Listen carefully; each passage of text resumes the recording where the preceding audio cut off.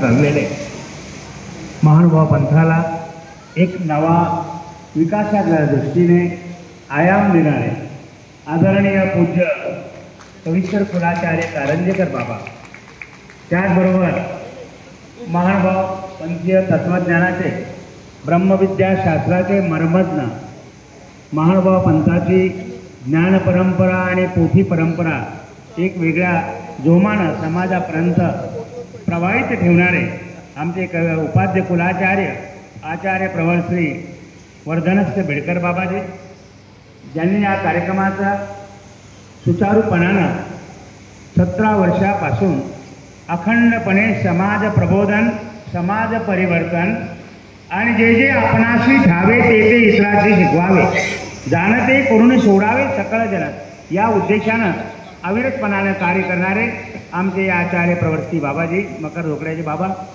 त्याचबरोबर माहूर पीठाधीश्वर आचार्य श्री माहूरकर बाबाजी,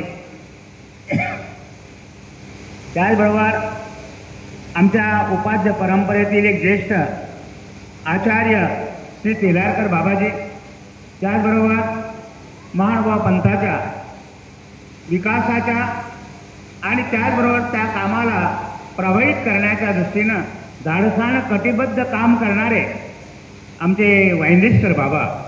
मला आठवतं की महानुभाव पंथाच्या त्या बाजूला मस्जिदच्या त्या मागच्या बाजूला सरकारी जागेवर लोकांनी अतिक्रमण केलं आणि ते सोडण्यासाठी बाबांनी स्वतःला छातीपर्यंत गाडून घेतलं होतं. अतिशय अशा प्रकारचं एक उमद व्यक्तिमत्व आहे.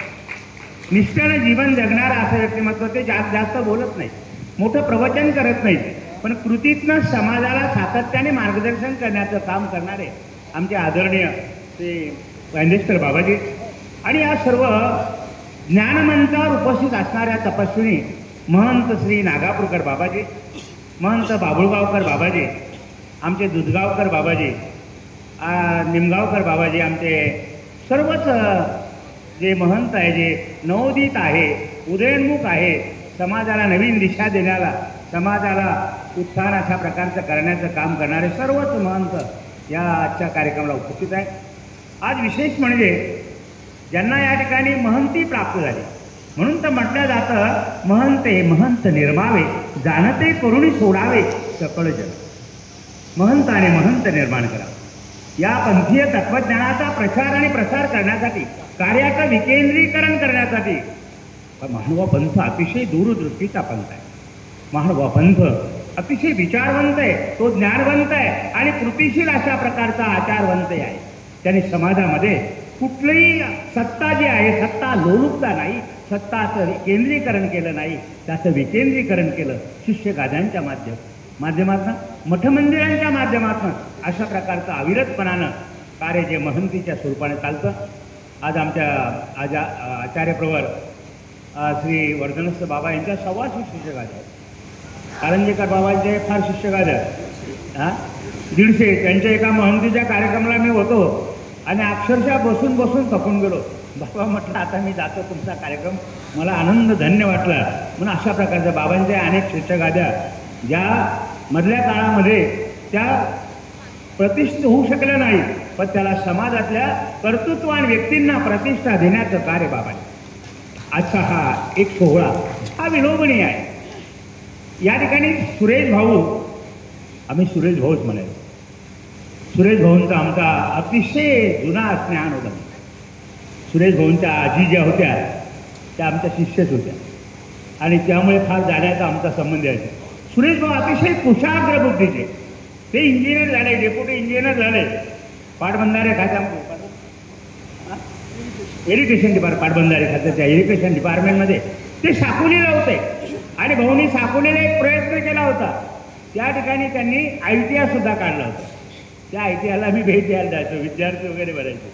पण भाऊंचं नोकरी आणि त्या ITIचं दोन्ही काम शक्य नव्हतं. त्यांनी दुसऱ्याकडे सोकून टाकलं. आणि मग त्यांच्या जीवनामध्ये आदरणीय पूज्यश्री बाबांच्या रूपानं परिसस्पर्श झाला आणि त्यांचं जीवन बदलून गेलं. शुद्ध संसार, प्रपंच आणि त्यासाठी लागणारा पैसा उपलब्ध करणे नाही, तर महानुभाव पंथाचं विचारधन ज्ञानधन हे समाजापर्यंत पोहोचावं त्यासाठी भाऊंनी अनेक पोथींचे सोहळे घेतले.